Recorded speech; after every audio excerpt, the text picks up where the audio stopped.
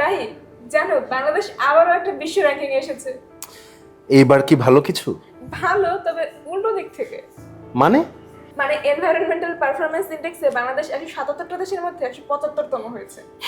মানে আমরা কি সবকিছুর ক্ষেত্রে একটা লাস্ট বেঞ্চ সিনড্রোম ফলো করতেছি?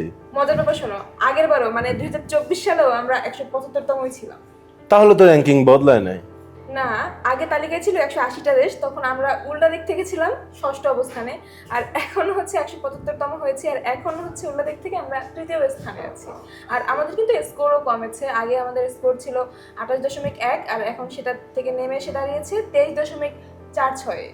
আচ্ছা, মানে বুঝলাম, কিন্তু এই যে র্যাঙ্কিং, এটা করে কারা? এই হিসাবটা কারা করে? ইয়েল আর কলম্বিয়া বিশ্ববিদ্যালয়ের কিছু গবেষকরা এটা করেছে, আর তারা মূলত 47টা সূচক দেখে এই স্কোরটা ঠিক করে থাকে। আচ্ছা, 47টা সূচক, তাহলে এখানে কি কি দেখে তারা? তারা দেখে কোন একটা দেশের বাতাস কতটা পরিষ্কার, পানি কতটা নিরাপদ, তারপরে বন কতটা রক্ষা করা হচ্ছে, আর জলবায়ু পরিবর্তনে ওই দেশ কি কি পদক্ষেপ নিচ্ছে, এই সব কিছু বিবেচনা করে তার স্কোর ঠিক করে। আচ্ছা, তো তাহলে এই র্যাঙ্কিং এ 177টা দেশের মধ্যে আমরা হয়েছে 175তম। আমাদের নিচে কোন দুইটা দেশ আছে তাহলে? আমাদের নিচে আছে ভারত আর লাওস। ভারত হচ্ছে 176তম আর লাওস 177তম।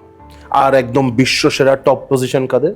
শীর্ষে রয়েছে এস্তোনিয়া, তারপর হচ্ছে লুক্সেমবার্গ, যুক্তরাজ্য, ফিনল্যান্ড আর নেদারল্যান্ডস।